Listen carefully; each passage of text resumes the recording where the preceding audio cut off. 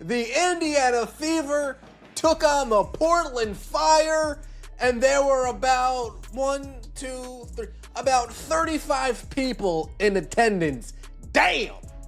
Fans, if any fans were outside ready to show up, they turned their car around. If somebody was in the parking garage getting ready to pay the parking attendant. What you're looking at is supposed to be a Caitlin Clark home game. Gainbridge Fieldhouse, Indiana Fever versus the Portland Fire. And those empty seats you're seeing, that's the official attendance number lying to your face. Something is broken in Indianapolis, and the front office doesn't want to talk about it. Straight Indiana Fever home game this season. Attendance continues to trend downward. Go follow your boy on Twitter, by the way. Fever vs. Wings, 17,274. That's a sold out arena. Fever vs. Mystics, 15,673. Uh-oh, we're going down. Fever vs. Storm, 14,505. Uh-oh, we're declining. Tonight, Fever vs. Fire, 14,010 people. I know, it's only this way because it was played on a day that ended in... Look at that trajectory. 17,274 for the season opener against the Wings. Then 15,673 for the Mystics. Then 14,500 for the Storm. And now 14,010 against the Portland Fire. 4 straight home games, 4 straight declines. This isn't a blip. This is a pattern, and it started the moment Caitlin Clark started missing games. Look at this. There are more empty seats than seats with bodies in them. There are rows with more empty seats. Look at those top rows. This is bad news bears. There are more empty seats in this building than there are seats with actual people sitting in them. Nothing about this is good. 14,010. That's the number Gainbridge wants you to believe. But tickets sold isn't the same as butts in seats. When you scan that arena, when you count rows where every single seat is empty, the real walkthrough number is closer to 8,000. Maybe less. The Fever sold tickets to people who saw Clark wasn't playing and decided their Wednesday night was better spent at home. Wow. Look what the Fever leadership has done. Lost all trust with fans, and the fans are speaking. The Indiana Fever really managed to kill the Caitlin Clark effect. Hey, Amber Cox, nice crowd. Folks, we're getting back to, you really think that there's 14,000 people here? Folks, there's probably 8,000 people there. 8,000 people there.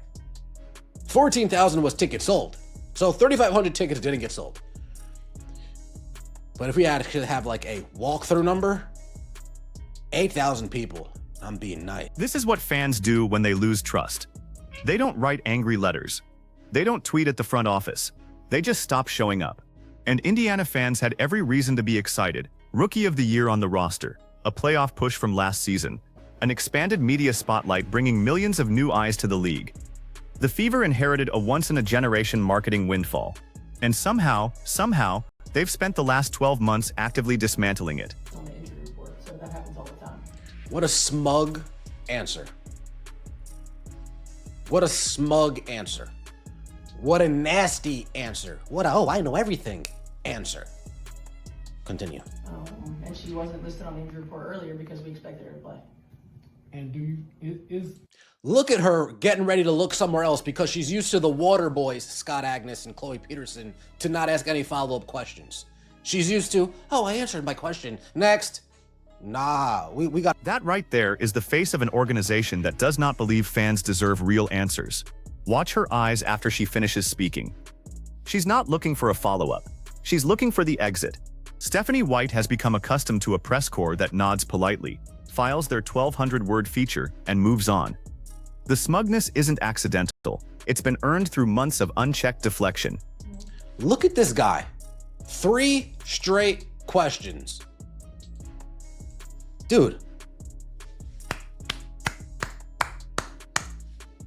Great. We need more guys like him. We need more reporters in the room like him. More journalists in the room like him. More people willing to ask follow-up questions and less people willing to just roll over and take it whenever Stephanie White's ready to give it to him.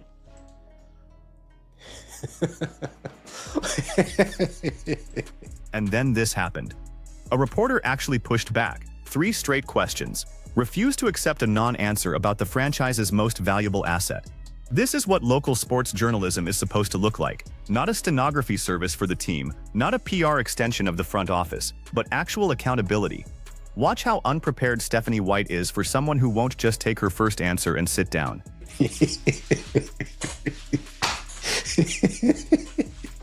She's healthy. We're not managing anything. It's just a back issue that we want to give them time. That we want to give the time to be ready. She's not healthy. We're only managing a back issue. So because she's currently not ready. Yeah. What? You say what now? I can't stand her ass. Ask why she is never in communication with the training staff or medical staff. Dude, Aaron Judge was on the DL last year. Now listen to this sentence carefully, because it's a masterclass in saying nothing while sounding like you said something. Quote, "She's healthy. We're not managing anything. It's just a back issue that we want to give her time to be ready." Read that again. She's healthy, but they're not managing anything. But there's a back issue, but she's not ready. Every clause contradicts the one before it. This is what happens when you don't have an actual answer prepared, and you're betting that no one will ask twice. Aaron Boone knew every update that was going on with Aaron Judge. Aaron Boone knew it. Want to know why? Because he gives a shit. Jackson Dart running to the concussion tent. Fucking Brian Daboll couldn't help himself. He had to talk to the doctors right then and there to try to get his ass back out on the field. Wait, what? How can you be healthy and have an issue? Y'all can't. It's crazy. It's absolutely ludicrous. Absolutely ludicrous. The Fever won, by the way, 90-73. Compare this to how every other professional sports franchise in America handles injury updates. Aaron Boone could give you Aaron Judge's medical chart from memory last season. Brian Daboll was sprinting to the medical tent the moment Jackson Dart's head hit the turf. These coaches give a damn because their jobs depend on knowing. Stephanie White's answer, if there's anything more detailed than that, that's the training staff, is the coaching equivalent of above my pay grade. Except she is the coach. There is no higher pay grade. This is her job. Here's the thing nobody in Indianapolis seems willing to say out loud. The Indiana Fever, as currently constructed, are the most poorly managed organization in women's professional basketball. Not because they don't win games. They won this one 90-73. They've been competitive most of the season. The wins are happening. That's not the problem. The problem is what's happening around the wins. The problem is that an organization handed the most valuable individual asset in the history of the WNBA, a player who single-handedly tripled television ratings, packed road arenas to capacity, created merchandise demand that broke every previous record, and that organization has spent the past year quietly squandering every advantage that came with her. Let's start with the attendance collapse. The Fever home opener against the Dallas Wings drew 17,274 people, a genuine sellout. Then the next home game dropped by 1,600 fans. Then the next one dropped by another 1,100. And now, against Portland, the announced number is 14,010, while the actual visual count looks closer to 8,000. That's a 35% walk-through decline in 4 home games. 4 games. You cannot blame the day of the week. You cannot blame the weather. You cannot blame the opponent. Last season, the Fever sold out games on Tuesdays in May against teams that had no business filling an arena. People came to watch Caitlin Clark. That was the deal. And the moment the franchise started managing her availability with the transparency of a CIA briefing, fans stopped showing up. Which brings us to the medical situation. Caitlin Clark has a back issue. We know this because Stephanie White finally, after refusing to answer for weeks, admitted there was a back issue. But the rest of the information, severity, timeline, recurrence risk, when she might return, is being treated as classified information. Pre-game, the coach said, quote, "She's healthy, we're not managing anything." Then in the same press conference, she said they're giving Clark time to be ready. Those two statements cannot both be true. One of them is a lie. And the fact that no one inside that locker room is willing to clarify which one tells you everything you need to know about how this organization views its own fans. The front office overhaul that happened after the 2024 season was supposed to fix this. Amber Cox came in as the new general manager structure. Kelly Kroskoff returned in an elevated role. Stephanie White was hired away from Connecticut to replace Christy Sides. The pitch to fans was clear: we're bringing in professionals to maximize what Caitlin Clark has given us. And what have they delivered? Smug press conferences, vague injury reports, declining attendance, a national audience that has started tuning out because half the time the marquee player isn't on the floor and nobody will say why. Compare that to what Christy Sides was doing 12 months ago. Whatever you thought of her tactically, she gave fans regular, clear, specific updates. She named injuries, she gave timelines, she treated reporters like partners in the storytelling process, not like obstacles to be neutralized. Was she a perfect head coach? No. But she understood that the Fever's business model depended on transparency, and she acted accordingly. Stephanie White is operating on the assumption that the Caitlin Clark gravitational pull will overcome any amount of organizational dysfunction, that fans will show up no matter what because the alternative is missing Caitlin Clark. The empty seats at Gainbridge are the market telling her that assumption is wrong. Fans have options. They have streaming services, they have other sports, they have lives.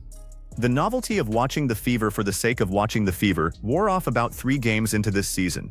And the reporter who finally pushed back in that press conference, the one who refused to let Stephanie White exit after one vague answer, he's the canary in the coal mine. Indianapolis sports media has been criticized all season for asking soft questions, for treating the Fever like a project to be protected rather than a franchise to be covered. The fact that one reporter broke ranks and asked follow-ups suggests the patience inside that press room is also running out. When the local beat reporters lose faith in the front office's honesty, the national narrative shifts soon after. Here's what's coming next. The road games will continue to sell out because road fans aren't getting jerked around by the home franchise's injury management. The national television numbers will remain strong on the nights Clark plays. But the home gate, the merchandise, the season ticket renewals, those revenue streams depend on a relationship of trust with the local fan base.